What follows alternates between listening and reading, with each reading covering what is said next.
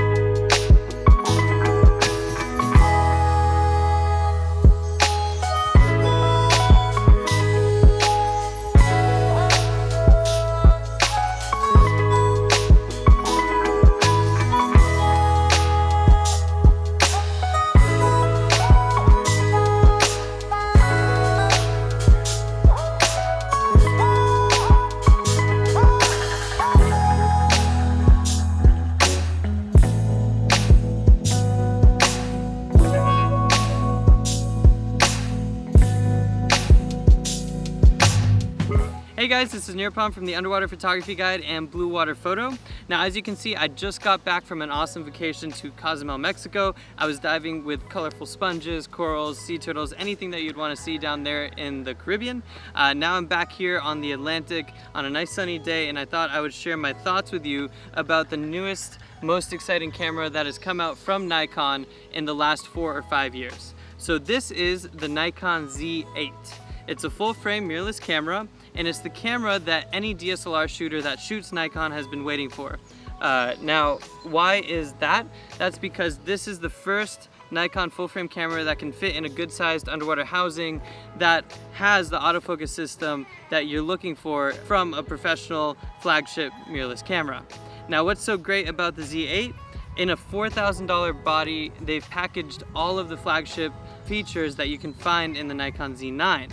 So it has the 20 frames per second shooting, it has the 45.7 megapixel sensor, it has 8K 60 frames per second recording, it has anything that you could ever want in a very small and relatively affordable body. So if you are a Nikon DSLR shooter, you should seriously be looking at the Nikon Z8, and this video is going to go into exactly why that is, and it's going to go over my thoughts on how this camera did underwater when I was shooting it in Mexico. Now, before we get into this video, I do want to mention 2 quick things. First, please like the video because that pushes it out to the YouTube algorithm and other people can see the video, see our thoughts on the camera. Second, if you want the full settings guide on how to shoot underwater with the Nikon Z8, it's coming out on our YouTube channel. So make sure you subscribe to that YouTube channel, hit that subscribe button, and we really appreciate it because it gets our content out there and it really allows us to generate more of this content. Now with that, let's get into the video. So let's start by talking about the Nikon Z8 from the perspective of ergonomics, battery life, and size.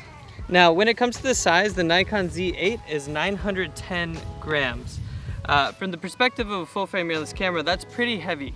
Now, it is 30% lighter than the Nikon D850, which was Nikon's top DSLR camera, but from the perspective of a mirrorless camera, the Nikon Z6 and the Nikon Z7 have been about 30% lighter than the Nikon Z8. Now, what does that mean from the perspective of an underwater photographer or videographer? Well, inside the underwater housing, the housing itself is going to be a little bit heavier because the Z8 is heavier, but generally speaking, the housing size is not going to change very much from the Z7 or the Z6 because it's really based on port size to fit Nikon lenses. Now, if you look at the Nikon Z9, on the other hand, the Nikon's flagship camera, because it has a built-in battery grip, the housings are much larger. So if you're an underwater photographer, you're going to want to look at the Z8 over the Z9 and even over the D850 because your housing is going to be smaller, but it will be a little bit heavier than with the Z6 and Z7. I personally found that this wasn't really a big deal because when I was underwater, the additional buoyancy helped make the housing lighter. And this made it easy to shoot, and it was the same shooting experience as shooting with the Z6 and Z7. I was still going in the water, taking photos with one hand. It really wasn't an issue, especially with this Ike Light housing, which is fairly light because it is polycarbonate. Now with an aluminum housing, you're really going to want to consider having floats, but in most cases it's not really going to be a problem. So when we take a look at ergonomics, the Z8 is actually kind of a mix between Nikon DSLR cameras and a Nikon Z6 or Z7. It is still very similar to Nikon Z6 and Z7. One of my favorite features of the camera itself is that it has this nice eye menu, and that eye menu really allows you to go through and find your quick settings underwater. So I use the eye menu a lot. I also really like the layout of the buttons and dials overall. The camera itself has a front dial and a back dial for aperture and shutter speed, and I changed my ISO using the I button as well. Overall, in a housing, you're going to find that the ergonomics are very similar to most underwater cameras and the Nikon Z6 and Z7. I use the dials right here to change most of my settings in the eye menu quite a bit. Now, when we talk about battery life for the Nikon Z8, I should mention that on paper, it doesn't look very good. Overall, because this is such a high capacity camera, it's filming at 8K 60p, it's filming at 4K 120, it does go through battery life pretty quick. That said, the battery life rating of 340 shots, in my opinion, is not correct. I was able to get a lot more photos with this camera, particularly I think because every photo you take is with the electronic shutter.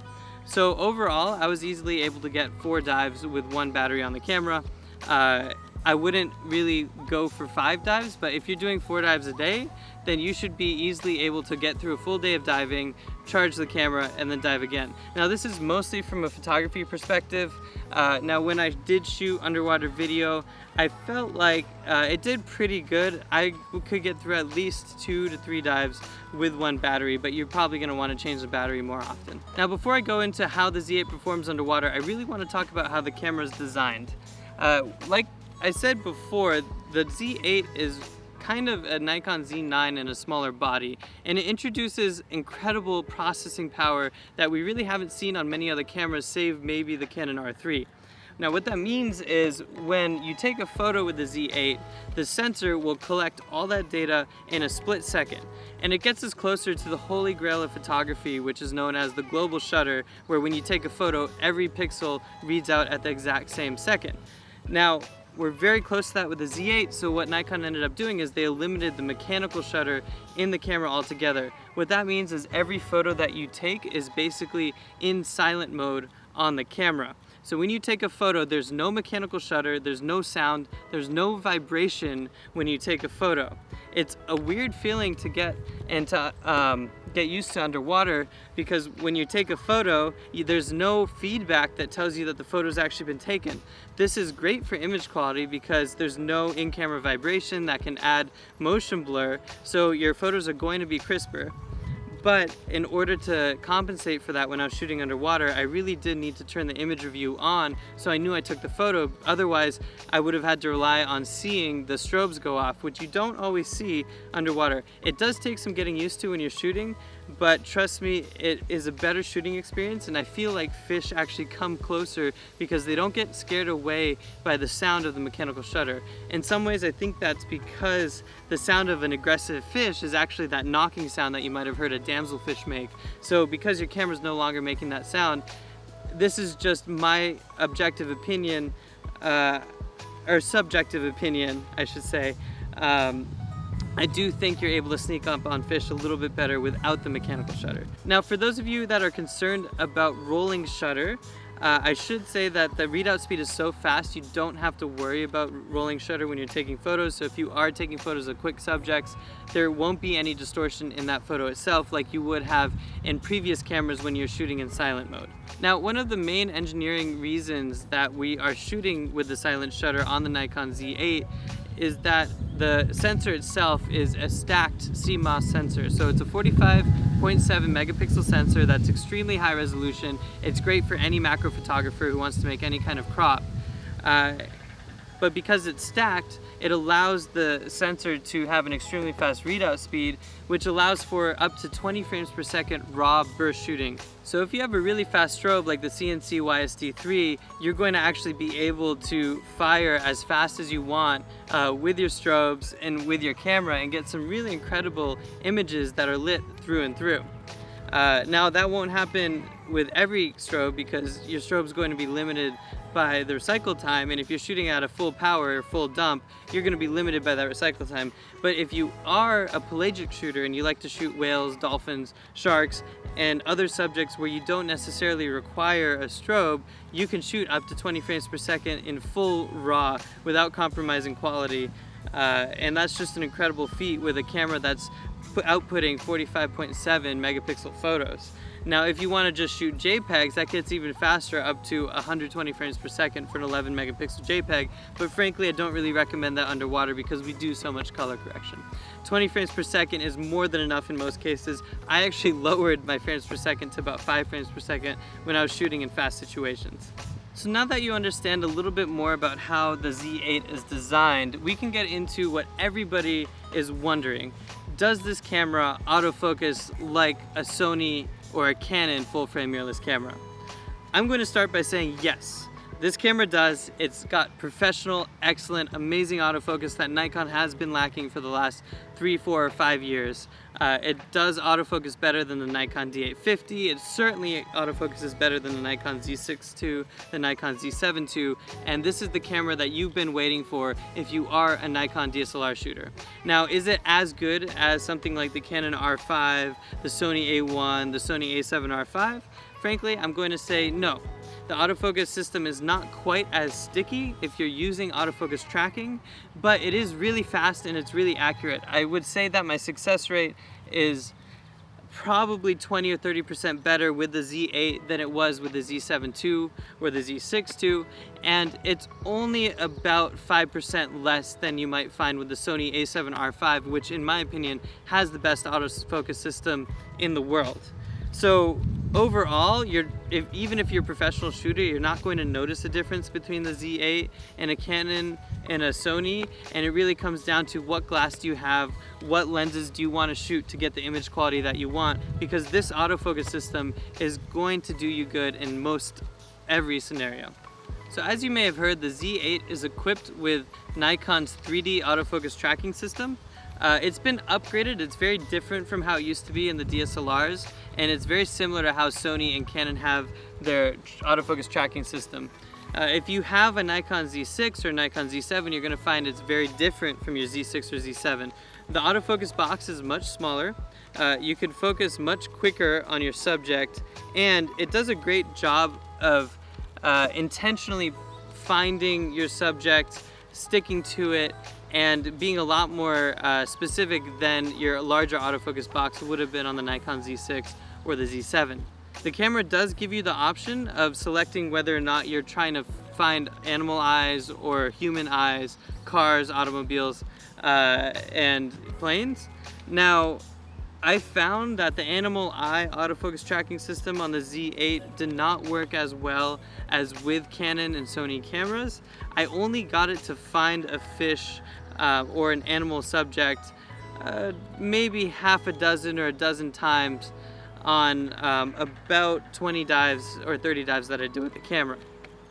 So overall, I think it's not as good as I've seen with the Canon and Sony. I wouldn't rely on it, but the autofocus tracking does a great job. So all you have to do is press your AF on button, lock your subject, and then if that subject moves or you move your camera, your autofocus box is always going to follow it around. Like other mirrorless cameras, the Nikon Z8 is capable of focusing anywhere on the sensor, unlike a DSLR where if you wanted to focus quickly using your viewfinder, you would have had to use the middle autofocus points. You don't have to do that with the Z8. It gives you total freedom, artistic freedom to put your autofocus points where you want them to be.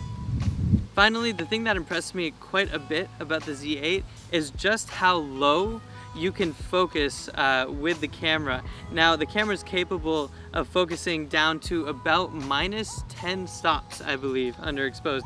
And that to me is exciting. It's awesome, especially being a cold water photographer. If your focus light goes out and you're in a dark situation, I've actually relied quite a bit on the Z8 to focus underwater, and it's done a great job. I did a little bit of cave diving in Mexico, and there it also did a great job focusing. So I've been pretty stoked about how good it is in low light situations for autofocus. I think there it actually kind of outperforms Canon and Sony So if you are a cold water diver, you do a lot of night diving, you do a lot of cave diving, the Z8 is a great camera for that. Alright, so let's talk about a few more cool features that you will find on the Nikon Z8 that you won't find on your current Nikon DSLRs. So one of these cool features is the electronic viewfinder. Now, the way a mirrorless camera works is they actually take the mirror out of a DSLR, and instead of a prism to see your image when you're taking your shot, it's actually a live feed. It's a video feed of what your camera's seeing directly through the sensor. Now that same video feed is shown on your LCD, so the autofocus system through your LCD and viewfinder is about the same. What that means for me is, as a diver, as an underwater shooter, I personally just use the LCD when I take a photo underwater because the autofocus system is going to be same as through the viewfinder. That's not necessarily considered kosher in the photography world. It's not necessarily what everybody chooses to do, but the reason I do it is I like to enjoy my dive, look at the subject, and through my peripherals, I'll see my subject when I'm focusing. A lot of people who have bad eyesight or just are used to that viewfinder might want to use the viewfinder on the back of their housing. Well, the electronic viewfinder through the Nikon Z8 is excellent. It's bright, it's got great dynamic range, it looks just like you're looking through the LCD, you can play back your images, and it's really fun to use. So topside, I use it all the time. Even underwater, it's a great feature to have. You just want to make sure in most cases to use a magnified viewfinder still with your electronic viewfinder as well. But what it really means for you, if you are a DSLR shooter and you're thinking about getting the Nikon Z8, you can look through your magnified viewfinder the whole dive. Whether you're setting up your shot, changing your settings, reviewing your images, everything, you can see that in the magnified viewfinder itself. Another cool feature that you may have seen on recent mirrorless cameras is the feature of in-body image stabilization. Now, if you're a DSLR shooter, you might not have heard of this before, and what it does is it takes your sensor and allows it to move on a gyroscope as you're moving your camera, and it corrects for any kind of handshake that you might have when you're shooting, so you get crisper images. Now, when Nikon says that the Nikon Z8 has 5.5 stops of in-body image stabilization, that means you can shoot at an equivalent shutter speed in 5.5 stops lower light and still get nice crisp photos.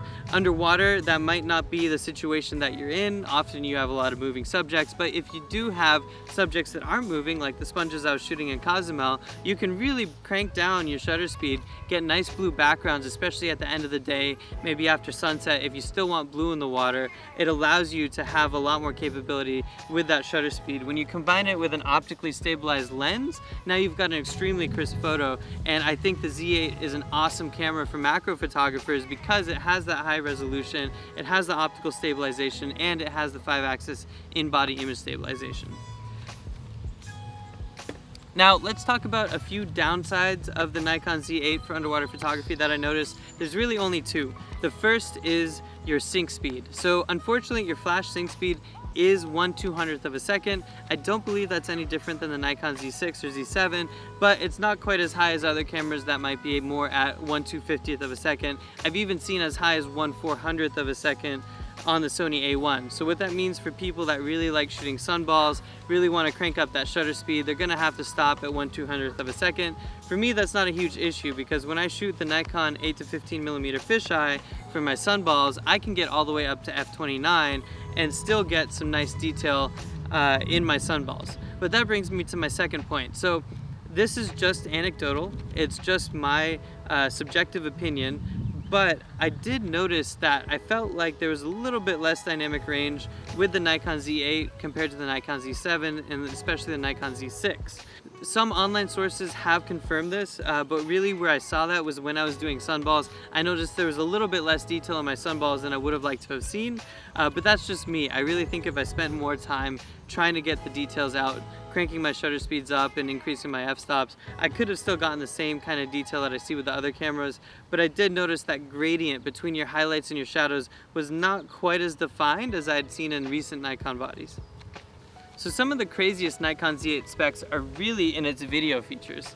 And that's been a trend with a lot of mirrorless cameras coming out. The video features are really the standout features, and in many ways you can get the same image quality on the Z8 as you could with the D850, but you can't get the same video quality. The video quality is incredible in this camera. It's capable of filming 8K video up to 60 frames per second, 4K video up to 120 frames per second, and logarithmic recording, and raw recording, ProRes RAW, and really anything that you'd want as an underwater video shooter.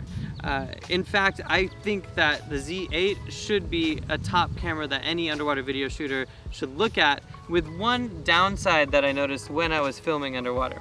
So let's start with this negative, because I think it's important to talk about.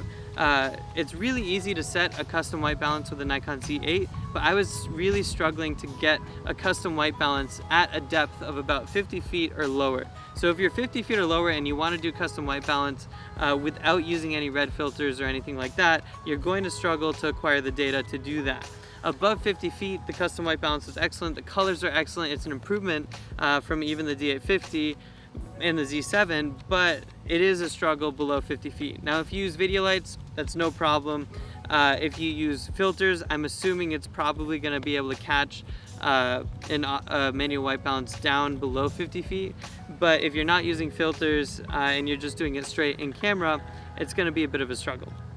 Now, that being said, I had an excellent time filming video with the camera. I love being able to shoot 8K 60 frames per second, because now I can output in 4K with an extreme crop, which means I can get a lot closer to my macro subjects, and I can slow down my video, because if I shoot at 60 frames per second, process it and lengthen the video, and then export in 30 frames per second, now I have a 4K 30 frames per second video that was originally shot in 8K 60, but I was able to crop a lot and stabilize it by making that video longer in playback and making it more slow motion. Now, you can do that even more so by shooting 4K 120 frames per second. And one of the coolest things about the Z8 is I don't think this camera overheats just as badly as the Sony A1 or the Canon R5. I think it does an awesome job with heat dissipation, and I found that I never had a heat warning in a full dive shooting it. Almost the whole dive. And I've been finding anecdotally, people online are saying that yes, they are able to film a full hour and only get a small heat warning. So we'll see how that works in underwater housings, where the heat can be a little bit different because it's contained. But I have optimistic feelings that this camera will be able to film 8K 60, 4K 120 for long periods of time, and especially 4K 60. It's going to do a great job. You'll have almost unlimited recording underwater, so you don't have to worry about the camera overheating, not nearly as much as the Canon R5. When you combine the amazing video quality that you find in the Z8 with the autofocus system that it has, it's still one of my top cameras for underwater video, and I think it's going to be one of the top cameras for underwater videographers over the next year or two. So let's finish off this video talking about underwater lenses and underwater housings. So when it comes to my favorite underwater lenses, the lens that I have on the camera currently, this is the Nikon Z105 macro, is my favorite lens for underwater macro photography. It is the sharpest lens I've ever shot. When it comes to macro shooting, it's sharper than the Canon 100mm macro, it's sharper than the Sony 90mm macro, it's just slow. And it's a lot slower than the Canon 100. However, I did find that when I combined the autofocus system of the Z8 with the Nikon Z105, it did a much better job than it was able to do with the Nikon Z7 or Z6. So I think this is an acceptable system for macro photography. Although it is a little bit slower than the Canon RF100 or the Sony 90, I think it is worth it when it comes to image quality, and you're combining that with a really high resolution sensor. So as a macro camera, this camera is fantastic. I also shot the Nikon 60mm when I was blackwater diving with the Z8. It did an awesome job there. It was even faster than the Nikon Z105. So this is an excellent blackwater camera. So it gets a check mark for that. Now when it comes to wide angle photography, I shot almost all my photos in Cozumel with the Nikon 8 to 15mm fisheye. It's just a fantastic, sharp fisheye lens. Nikon makes excellent glass. You can't go wrong with that lens for almost all wide angle photography. But if you are going to shoot sharks or dolphins or something that's a little bit farther away, I highly recommend the Nikon Z 14 to 30mm, which is a great rectilinear wide angle lens. So between the 105 macro, the 60 macro, 8 to 15 fisheye, and the 14 to 30 Z, I think that's the lineup of lenses that I would choose with a Nikon Z8. And as you can see, my card filled up. So continuing on, let's talk about underwater housings. Because the Z8 is such a popular camera, you can expect underwater housings available from every major housing brand. Clearly right here I have an Ike Light polycarbonate housing for the Z8. This is the prototype that I took diving in Cozumel. It's been an awesome housing to shoot because it is super light underwater as it is polycarbonate. It's got a clear back so you can see if there's any issues. It comes with a vacuum valve. All you need is the pump sold separately. And my favorite thing about it is I can attach a TTL converter which will help you get good exposures with your strobes. And when it comes to ergonomics, I really like the shutter and the back button autofocus, how it's a nice pinching motion. All the buttons are easy to press. They really improved on their button action, and I really like how Ike Light has also improved the cut on their housings as well. But I'm really looking forward to reviewing all the new housings coming out. So currently we also have a Nauticam anodized aluminum housing that is out and available on the market. We have an Aquatica housing that is not quite out, but it's on pre-order special for the next few days. We have a mirrorless housing that is confirmed, and I'm really excited for that to come out very shortly. And we can expect housings also from CNC, and I'm guessing Isota, though they haven't confirmed anything yet.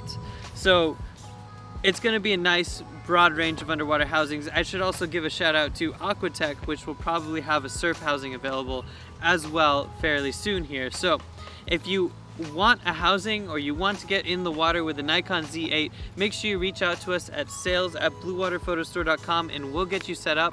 If you have any questions at all about this video, please drop them in the comments below. I'd love to answer your questions. I like to interact with you guys, and really just reach out to us. We're happy to walk you through anything at all. Overall, I love this camera. I do think it is worth the upgrade, whether you are a Nikon Z6 shooter, Nikon Z7 shooter, Nikon D850 shooter, or any other kind of Nikon DSLR shooter. The updates to the autofocus system, the video specs, and the stacked 20 frames per second, 45.7 megapixel CMOS sensor just make this camera worth the money. In fact, if you're even a Canon shooter or a Sony shooter, you really should be looking at the Z8 as well, because it does offer this broad range of features for such an affordable price point. You're basically getting a flagship camera for $4 grand. So with that, if you like this video, again, please like and subscribe. It really helps us out. We'd love to put some more content out there for you guys, and we hope to see you diving out there with the Nikon Z8.